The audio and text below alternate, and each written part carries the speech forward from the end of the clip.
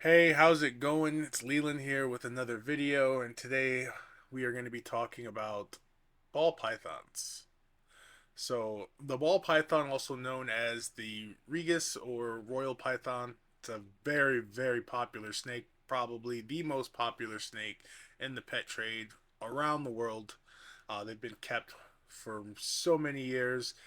They've really proven to be a favorite, and so they're really good for beginners or experienced keepers. They're very gentle. They don't get very big, especially for a python. um, they're a very manageable 3 to 5 feet as adults. Obviously you have seen them larger, but it's not all that common. um, there's a huge variety of morphs. um, they say there's, with combinations, somewhere between 4,000 7,000. But as far as morph diversity, they're saying around 500 or 700 different individual morphs exist. Um, so it's a really good uh, beginner or experienced level snake. Um, so very popular. Ball pythons are from West and Central Africa, and they'll live in areas like the savannas, grasslands, and other forested areas. They actually do spend most of their time underground, in things like rodent burrows or termite mounds. And, they use it for protection, to hide, and to help regulate their body temperatures because it can get pretty warm out there. And so it's a good place for them to be able to thermoregulate. If they need more cooling, they can go down. If they need more heat, they can come out. And then the humidity in there is kept pretty well. And we know this because of people like researchers and Dave Kaufman who have taken readings in these particular places. It also, for some, will be a good place for food, um, because in the wild they will primarily hunt African sulfur rats, grass mice, shrews, and then occasionally you will find things like birds being eaten. Males are known to climb sometimes. They have been documented. You'll see that if you've kept them, that they do sometimes like to just climb inside their enclosures. So, we like to give them enrichment on a variety of levels. They're an ambush predator, so they don't necessarily go out looking to be a fast snake and hunt. They like to sit and wait for their prey. So those rodent holes make a really good place, for them to find food. We'll talk a little bit about why ball pythons are so well received in the reptile trade. Um, I think one of the biggest things is their temperament. They're one of the most docile snake species out there. As you can see, I just got these two. They're chilling, moving around a little bit, but nothing crazy. They're not trying to fly around like some of these other snakes will. So really good for handling. Um, their size, they don't get very big. 3 to 5 feet as adults. Like I said, it's very manageable. They can get larger, but it's not as common. The morph diversity, you have so many different colors, patterns, and it just really makes them something worth, investing in for a lot of people. Um, so some of the cool things about them are things like the name ball python. They get that from their balling defense. So when they are threatened or feel there's danger, they will curl tightly into a ball so that they can protect those soft spots and vital organs. And it's a really unique trait, for these guys. And they will literally turn into a ball that you could roll around. Um, they have highly accurate thermal pits. So their heat pits on their faces. I'm gonna try to see if we can get a close up here. Um, you can see those. little pits on the sides of their faces. Those are heat pits, and they sense heat with those. So it's a really cool, you know, thing that some snakes like pythons have developed. Um, so these guys are really cool. They're pretty good eaters. They will sometimes come off of food, and generally, when that happens, it's one of two things. Generally, it's husbandry problems, or it could be a seasonal feeding habit where the seasons are changing and they're slowing down and they're not eating as much. But in my experience, most of the time I've found that it has something to do with husbandry, and we'll talk about that a little bit later. I just wanted to add this in there. So, what exactly is husbandry? It's a word you hear and see all the time in animal keeping, especially in the reptile hobby, and not everybody knows exactly what it means. So, in the reptile world, husbandry refers to the overall care and environment we provide for our animals to keep them healthy and thriving. That includes their enclosure setups, their temperatures, their humidity levels, lighting, diet, handling routines, and overall daily maintenance. Um, there's a lot to it, but it's very important because good husbandry isn't just about keeping your snake alive or any of your reptiles. It's about creating conditions that let them behave naturally and grow and live a stress free life where they're just happy and healthy. Um, you know, when we talk about good husbandry or improving husbandry, we're talking about making sure the animal and every aspect of their life and care is correct and consistent. So, husbandry is the most important thing when it comes to keeping any type of animal, especially our reptiles. So, as far as husbandry goes, they require a good amount of humidity, some warm temperatures, and the ability to um, thermoregulate by moving from one warm end to a cooler end to an even cooler end. Um, so the warm side should generally be about 88 to 92 degrees. A little bit of variation is okay, but ideally we want to keep those nice and stable.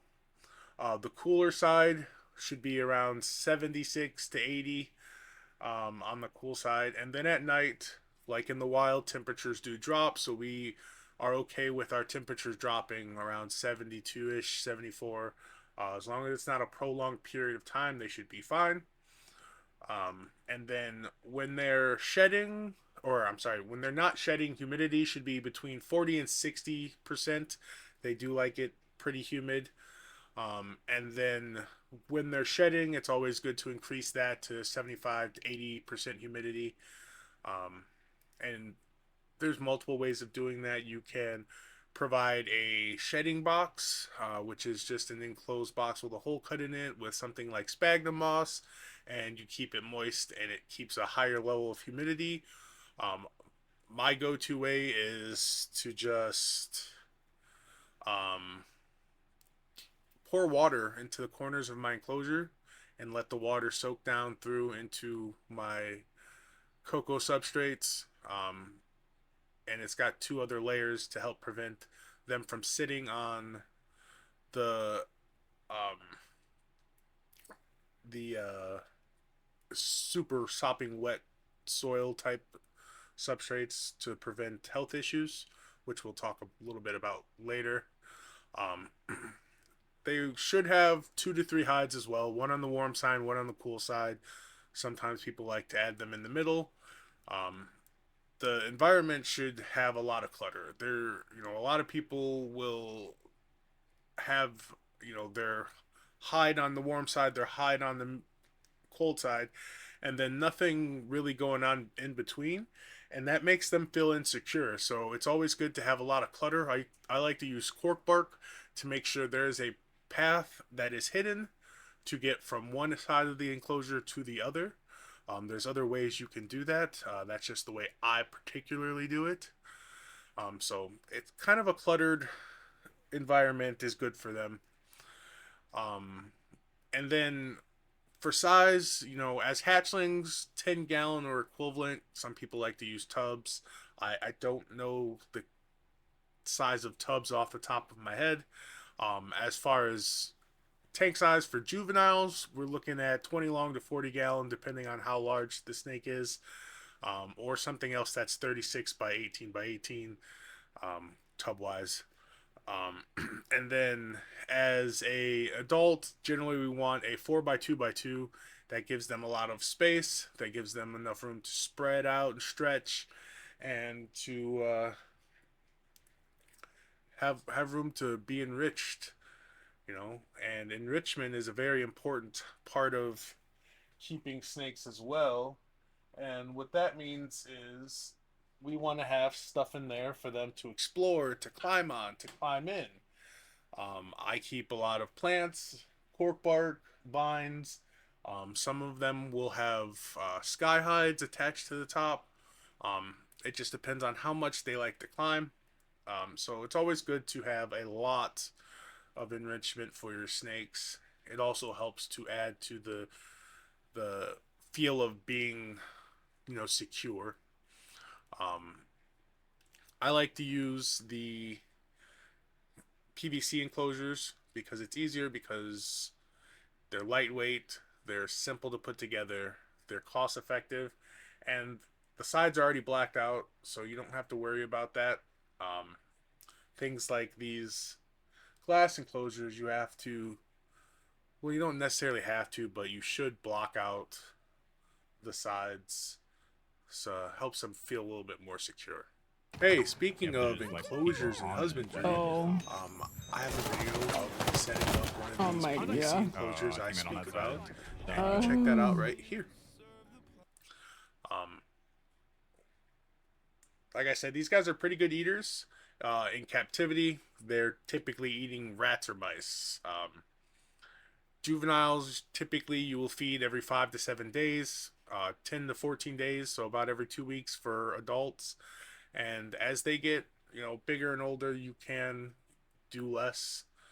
Um, a general rule of thumb is the prey should be the size or a little bit smaller than the thickest part of their body. You don't want anything too big.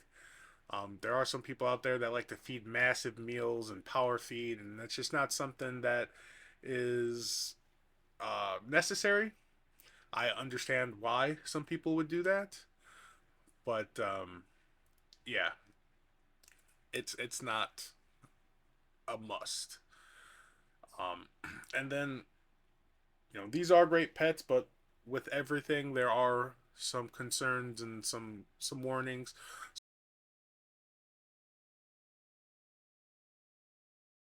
So some of the most common issues with ball pythons are feeding strikes, shed problems, respiratory symptoms, which a lot of pythons and boas can have those types of issues. Um, and it's usually because of incorrect husbandry. Maintaining the proper temperatures and humidity prevents most of these things. So it is key that you get a way to monitor your temperatures on your ambient temperature, your warm side, your cold side. Um, if you're using things like heat pads, using thermostats is good. Um, or if you're using some kind of overhead heating, thermostats help you get rid of a lot of those issues. Um, I personally use thermostats. I also check daily my warm end, my cold end, and just to make sure there's no issues with the thermostat or anything like that. And I do have little temperature, humidity gauges. They're just like $10 for four on Amazon, and I just throw them on two sides of the tanks so I can monitor my humidity and my ambient temperatures. So ball pythons are super fun, super fascinating. I didn't used to be too big into them until I started um, really getting into the morphs and the genetics and stuff. That's really what brought me into it. I was always more into like those natural colors, but seeing things like really bright reds and purples and like um, the just the different patterns, the way you can you know in, improve a pattern, the way you can you know get rid of some of the pattern, lighten it, you know make the pattern collapse on itself or spread out. It's just really cool. Um, they have a lot of good positive things that make them really good pets. So I just think they're one of the best things out there for any level of experience. Um, and I'm so happy for the reptile trade because unfortunately in the wild these animals are being hunted and they're losing habitat due to um, their habitat being destroyed for other reasons, farming and such. So it's really great that we have such a stable um, captive bred community of these creatures because that just means in the future we could possibly help save them in the wild. So these are one of the favorite snakes in the world. So thank you guys for watching. If you guys have any questions or comments, please leave them down below. I'd love to hear any extra information you guys would like to share or any unique tidbits. Um, so we're still looking for a name for this guy. Right now, the top runner is Ivy, which, as simple as it sounds for an ivory ball python, I did not think of it. So really glad that we're making these videos, and I hope you guys enjoy.